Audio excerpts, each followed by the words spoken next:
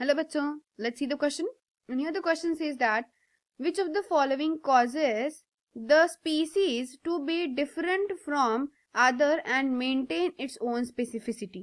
तो यहाँ पे क्वेश्चन में क्या पूछा गया है?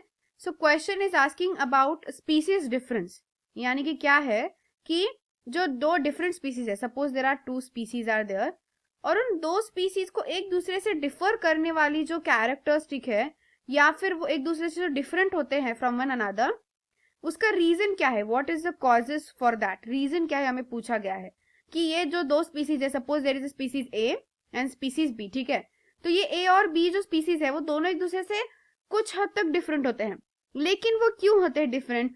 क्या होता है कि ये ए स्पीसीज अलग है और बी स्पीसीज अलग है, दोनों स्पीसीज में फॉलो करने वाले ऑर्गेनिज्म अलग अलग क्यों कहा जाते हैं? क्योंकि the reason behind that is the micro evolution.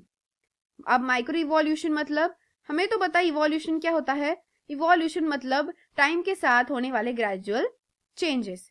तो यहाँ पे क्या होंगे, दो स्पीसीज एक दूसरे से डिफर करने का रीजन ये होता है कि छोटा सा ए आर, यहाँ पे हम एग्जांपल ए और बी स्पीसीज ले रहे हैं, ठीक है, तो ए स्पीसीज में एंड बी स्पीसीज में इस माइक्रो इवोल्यूशन का डिफरेंस होता है, यानी कि क्या, एक जीन फ्रीक्वेंसी का चेंज होगा पॉपुलेशन के स्पीसीज में. मतलब कुछ तो ऐसा जीन्स में चेंज होंगे, जीन्स चेंजेस जो ए और बी में डिफरेंट होंगे. मतलब कुछ जीन्स के चेंजेस की वजह से जो एकदम छोटा चेंज होता है उसके वजह से भी दो अलग अलग स्पीसीज बन जाती हैं. तो over a short period of time में क्या हो जाता है कि जनरेशन में, नेक्स्ट आने वाली जनरेशन में कुछ तो ऐसा चेंज हो जाता है दैट कैन चेंज. वो चेंज किसी भी रीजन की वजह से हो सकता है, जैसे कि कोई एडाप्टेशन की वजह से, किसी भी मतलब किसी भी चेंजेस की वजह से, एनवायरमेंटल चेंजेस की वजह से उनमें चेंजेस आते रहते हैं. तो वो जो चेंजेस होते हैं वो बहुत माइक्रो चेंजेस होते हैं क्योंकि वो शॉर्ट पीरियड ऑफ टाइम में होते हैं. Short period of time. तो obviously short period of time में अगर चेंज हो रहा है तो वो कैसे चेंजेस हुए? ऑब्वियसली वो चेंजेस कैसे होने वाले हैं? माइक्रो चेंजेस, बहुत छोटे चेंजेस होंगे, लेकिन उन छोटे चेंजेस की वजह से भी एक स्पीसीज दूसरी स्पीसीज से डिफर कर जाती है. तो इसीलिए हमारे यहाँ पे आंसर क्या होगा?